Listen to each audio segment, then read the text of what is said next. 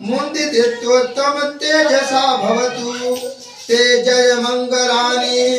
उक्षित खड्गमति हस्त सुदारुवंत धावन्ति योज्य पंतरम अंगुली मालवंतो इद्ध संखत मनोजीतवा मुंदितो तम तेजसा भवति तेजय मंगलानि कत्वानि कट्ठ मुदरम इव गमनीय चिय चाय टुट्ठ वचनम जनकाय मच्छे संतेन मोम विधिना जितवा मुनिंदो तम तेजसा भवतु तेजय मंगलानि संचम विहाय मति सच्चक वाद केतु वादामि पित मनन अति अंधभूतम पन्नपदी पाजलियो जीतवा मुनिंदो तम तेजसा भवन्तु तेजय मंगलानि नंदो पनंद भुजंग विदुर्निहिति पुतेन भेद भुजगेन दमापयन्तो इत्तपदेश विधवा जितवा मुनिंदो तम तेजसा भवतु तेजय मंगलानि दुघट्टि भुजगेन सुदक्षमहं ब्रह्म विशुद्ध जुमिति वकाभिधानम आड़देन विधिना जितवा मुनिंदो तम तेजसा भवतु तेजय मंगलानि एतापि बुद्धम जय मंगल अट्ठगाथायो वाचको दिन दीनो सरते मदन्ति हित्वा ननकेन विधिनानि चुप्पद्वानि मोक्षम सुख अधिगमय नरो सपन्नो साधु साधु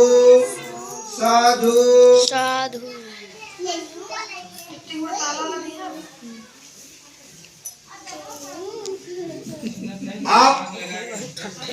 आप लोगों को बताना चाहूंगा कि ग्राम सभा मतिहा के पावन धरती पर आज तथागत बुद्ध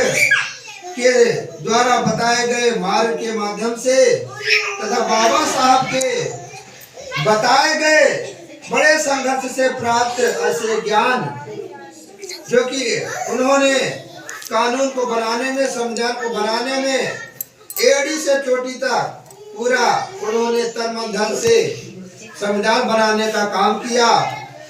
जो कि आपको बताना चाहूंगा 14 अक्टूबर 1956 को बाबा साहब भी गौतम बुद्ध को अपना लिए थे। उन्होंने भी बहुत सारे धर्मों का अध्ययन किया, भगवत गीता पढ़े, कुरान पढ़े, बाइबिल पढ़े, गुरु ग्रंथ साहिबा इत्यादि ग्रंथ को पढ़ने के बाद में उन्होंने निर्णय लिया कि जो शांति, जो सुख, जो सद्मार्ग तथागत बुद्ध के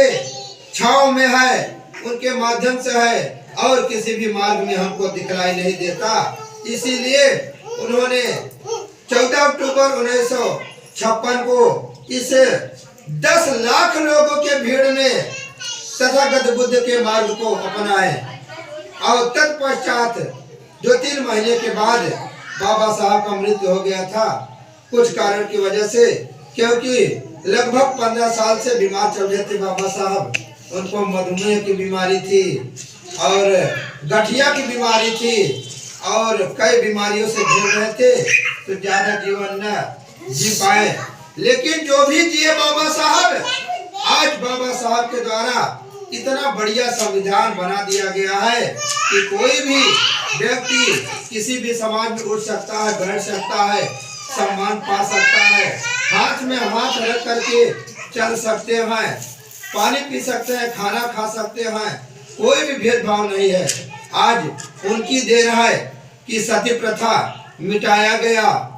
आज जो लड़कियां मायके में अधिकार अगर लेना चाहती हैं तो ले सकती हैं। ये सब बाबा साहब के द्वारा दिया गया अधिकार है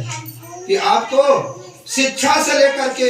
खान पीन से लेकर के, जीवन शैली से लेकर के सारे चीजों को